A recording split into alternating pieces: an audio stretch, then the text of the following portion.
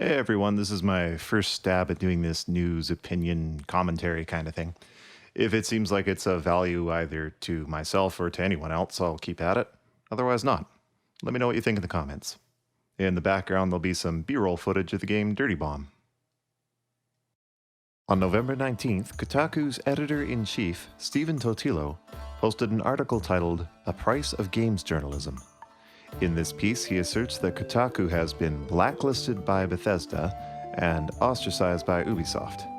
He clarifies, the PR and marketing wings of these two gaming giants have chosen to act as if Kotaku doesn't exist. They've cut off our access to their games and creators, omitted us from their widespread mailings of early review copies, and, most galling, ignored all of our requests for comment on any news stories. I have some sympathy for Kotaku here, as it turns out that we here at WPG have also been blacklisted by these and by many other gaming companies.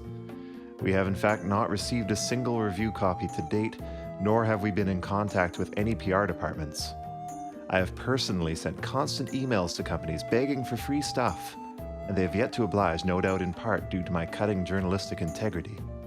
There's not much more to pull from the rest of the article. Totilo more or less outlines their history of negative press they've given these companies and cites this as the reason for the blacklisting. I feel we're past the need for more direct commentary on this, as Penny Arcade did a comic about it, and that's what I consider the standard for games meta commentary hitting mainstream. Suffice to say, my reaction was probably the same as everyone else's. Are you seriously crying at being forced to buy games to review like the filthy plebs?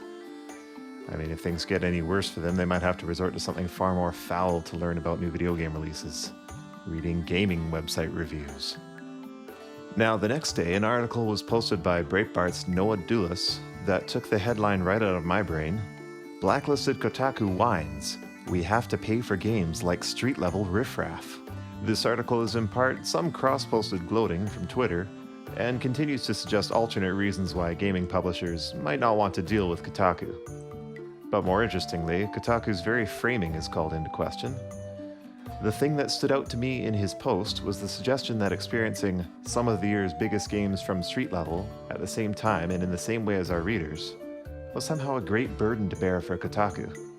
Why have we accepted the notion that evaluating games should be done any other way? This is something I've asked myself many times, and as far as I can figure, it's simply accepted as a carryover from film reviews. Movies are reviewed at festivals and early screenings by necessity. If we couldn't learn about a film before release, then it would be much more difficult to fill theaters on debut. But this shouldn't really apply to games, especially not in this current day and age. A game is not experienced as a time-limited service like a movie in a theater, but a product on shelves for as long as it can justify the few inches of space it takes up. In fact, nowadays, publishers don't even want the product on shelf, but would rather it exist as a purely digital product, available indefinitely. I can, right now, go buy a game released 30 years ago, and I'm fairly certain that whether reviews of it were written 30 years ago plus or minus 1 week would have little bearing on my purchase decision. In addition, I would say that the very concept of a screening of a game is absurd. There are so many games designed around the experience one has at the 100-plus hour mark, for example, of gameplay, and the reviews are coming out a week before launch without much more to say than the game looks pretty, because what else would you be able to surmise? Can you tell me what the community culture for endgame PvE content in an MMO is in a pre-release review? Does the writer who drew Short Straw to review that new fighting game edition know which new characters are tournament viable? It's beyond useless. So at the end of this Breitbart piece, I read something that I've been waiting to see for a long time, which I'll read here verbatim. Breitbart Tech's team of writers and editors are committed to providing consumer-focused coverage of video games. The responsibility we have to you, our readers, is paramount, because we're fans of gaming and know the investment that gamers are making in their purchases. It doesn't make sense to us to review games under conditions that won't parallel the experience our readers can expect when they invest their time and money in a game. We're well aware that stance means we will most likely never be the first outlet to publish a review of the latest highly anticipated release, but we'll pick being the last word you read about a game and to have earned your trust over rushing to print in the quest for page views every time, and not because we've been blacklisted. They consider, in particular, releases which were mired with issues on launch, such as Halo's Master Chief Collection and Battlefield 4. I think they make their case even without what was for me the most memorable instance, SimCity, in 2013. This was a game which was receiving stellar reviews before launch, despite actual players in the beta stating quite clearly that the game did not function, that it was a mess. When it launched even worse than anticipated, reviews feigned surprise. I believe it was Polygon that even changed their score.